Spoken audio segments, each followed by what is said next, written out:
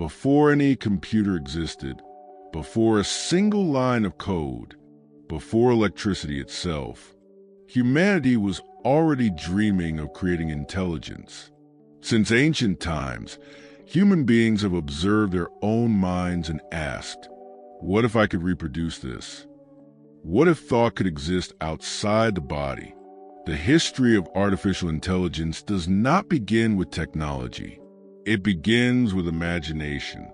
In antiquity, myths spoke of living statues, automatons created by gods, artificial beings that obeyed commands. These were not just fantastical stories. They were reflections of a deep desire to create something in our own image. But for thousands of years, this remained only a dream. Something essential was missing, a way to transform thought into calculation. The first step came when humans realized that thinking could follow rules, that reasoning could be organized, that ideas could be expressed through symbols. Logic was born, mathematics evolved, and slowly, a revolutionary idea emerged. Perhaps thinking is, at least in part, the processing of information. Centuries later, in the 20th century, the world underwent a radical transformation. Global wars accelerated scientific progress. Machines began to calculate faster than any human being. And then, a question arose that would change everything. Can machines think? That question was asked by Alan Turing, a brilliant mathematician who understood something far ahead of his time. Turing did not try to define what thinking is. He did something even bolder. He proposed a test. If a machine can converse with a human, answer questions, pass itself off as a real person, then, functionally, it thinks.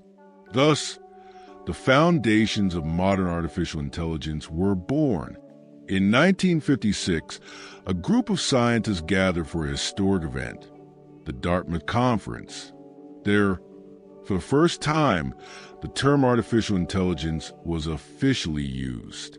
The proposal was ambitious.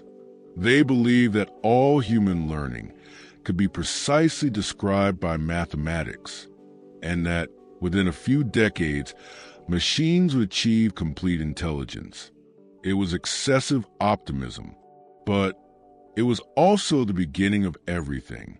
The first artificial intelligences were simple, rigid, and limited. They worked based on rules. If this happens, do that. If this condition is true, make this decision. These systems performed well in controlled environments. Medical diagnoses, technical calculations, well-defined problems. But the real world is not controlled. It is chaotic, unpredictable, and machines failed whenever something fell outside the script. Over time, frustration grew.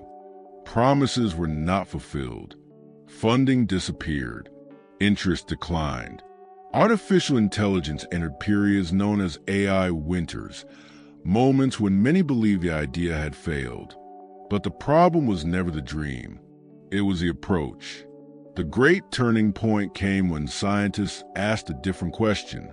What if, instead of teaching machines rules, we taught them how to learn? Thus, machine learning was born. Instead of programming every decision, humans began to provide examples. The machine observes, makes mistakes, corrects itself, adjusts. It learns from data, much like a child learning by observing the world. This is when artificial neural networks emerged, inspired in a simplified way by the human brain. Each artificial neuron receives information, adjusts weights, and transmits results. Individually, they are simple, but together, they create something powerful. When these networks become deep learning emerges. Now machines can recognize faces, understand speech, translate languages, and identify patterns invisible to the human eye. Certain moments definitively marked this evolution. In 1997, the computer Deep Blue defeated the world chess champion. Years later, in 2016, AlphaGo defeated the best Go player on the planet. A game so complex that many believe it was impossible for machines. The most impressive part was not the victory. It was how it happened. The AI created strategies no human had ever imagined. At that moment, it became clear machines were not just copying. They were discovering. We have now reached the current era, the era of generative artificial intelligence. Models capable of writing text, creating images, composing music, generating code, and maintaining complex conversations. Systems like ChatGPT do not operate on fixed rules. They learn patterns of human language by analyzing massive volumes of data. They do not possess consciousness. They do not have emotions, but they simulate thinking with unprecedented precision. And this leads us to the most important question of all. If a machine can learn, create, decide, what makes us human? Artificial intelligence is not just a tool. It is a mirror. It reflects our data, our values, our mistakes, our biases, our creativity. The history of AI is still being written, and for the first time, it is not written only by humans, but also by machines. The future will not be about humans versus artificial intelligence. It will be about how we choose to live alongside it, because in the end, the greatest intelligence at play is not in the code, not in the data, not in the increasingly powerful machines we create. It is in us. Artificial intelligence can learn, predict, create, and choose paths. But we are still the ones who choose the destination. We define whether technology will be a bridge or a barrier, whether it will be a tool for knowledge or for domination, whether it will expand humanity or empty it. The history of artificial intelligence is not just about machines that think.